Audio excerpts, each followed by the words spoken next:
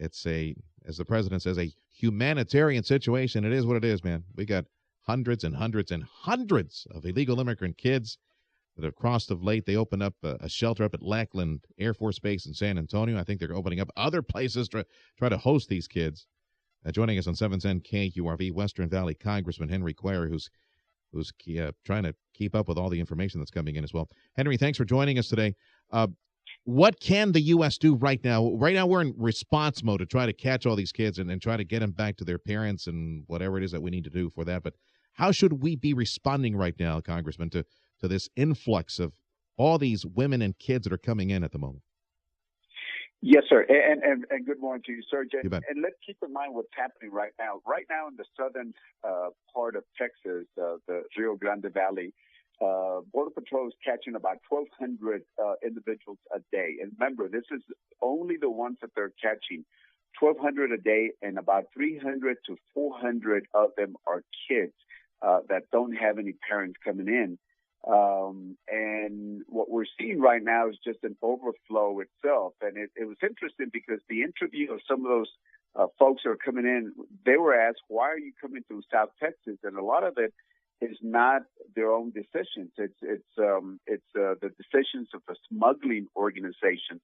So the smuggling organizations, I think, are flooding the zone, knowing that they're overwhelming us down there in South Texas. You know, they're coming in, the reasons they gave, economic reasons, and also the violence, you know, what's happening in Honduras and some of the other Central America countries are just, just terrible.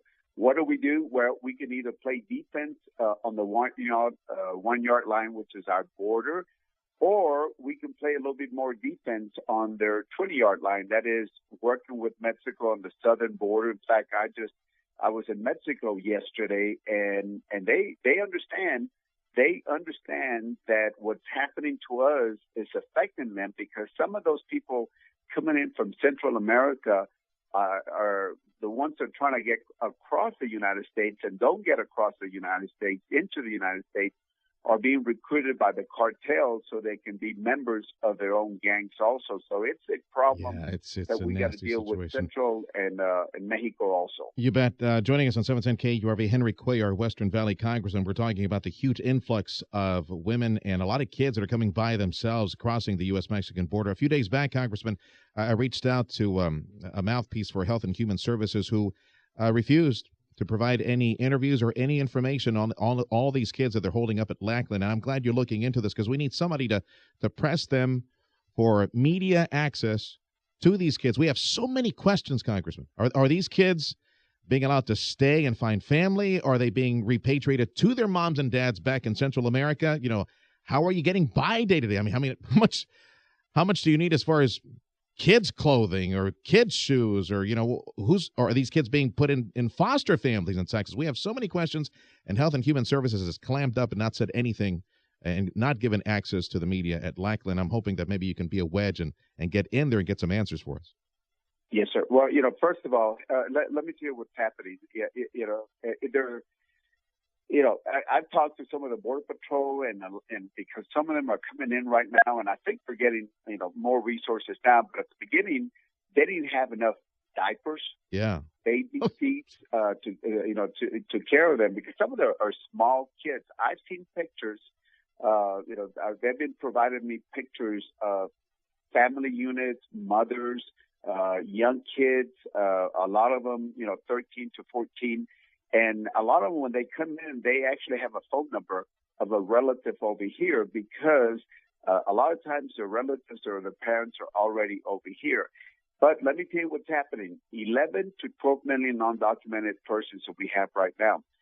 Because this is not like, people coming in from Mexico, because over 70% of them are what we call OTMs, other than Mexicans. Yeah. A lot of the family units and kids are being released here in the U.S. So every day we're adding hundreds and hundreds and hundreds, with a piece of paper where they promise to show up. You know what's going to happen. Yeah, they're not. Either they're the not young kids are going to be given to the parents, or family units are given a piece of paper, a promise to show up, and you know that in 90 days they're not going to show up. 10-4, Western Valley Congressman Henry Cuellar joining us on 710 KURV. Congressman Tim Sullivan here. So what are the options for these kids? Will these children eventually be sent back to their home countries after this detention period, or will they be allowed to stay here, or will they just stay here on because they're not going to be appearing in court? Well, some of them are going to be trying to be returned, but the ones that are being released here, practicality, and this is why we need to do something about this, are given a piece of paper to show up, and then they'll get lost here, and then after a while, when they're family units, and then if they have another kid here in the United States, what are they going to say? Oh, you're tearing up the family because one of them was born here in the United States. Yeah. So it's a policy that we need to think about this and react a lot faster. And again, I get criticized sometimes because I say, hey, we got to work with Mexico and do our defense on their southern border instead of our southern border. Their southern border with Guatemala, and they say, oh, why are you doing this? Well, we're spending over $18 billion on the border on immigration control, and that doesn't seem to be working very well. So we need to think outside the box and do something, because otherwise the smuggling organizations, there's a reason why they're being smuggled to South Texas. And remember what I said. They said, a lot of them said that the smuggling organizations are making a decision. So they're flooding the zone down here in South Texas. Will Congress approve the $1.4 billion that President Obama is requesting in this emergency memorandum he issued yesterday? And what is it for? Well, we don't know. We're going to look at what the president has told us, because, again, just a few months ago when he gave us the presentation, he didn't say that. They didn't give us that information, so we're going to look at that very carefully. In fact, yesterday I sent off a letter to all the chairmen and ranking members of the appropriations, the full committee, the one from Homeland, Health and Human Services, Commerce, saying, hey, what we need to have is a one-stop center down there where we not only, house those individuals and take care of them, but at the same time, we need to process them and have immigration judges down there. So that way, we can deport them, the ones that we need to deport right away, because if we don't, there's a gap, because we catch them, we release them, they promise to show up with an immigration judge, and they don't. So why don't we do a one-stop center and do everything there instead of losing them in the gap?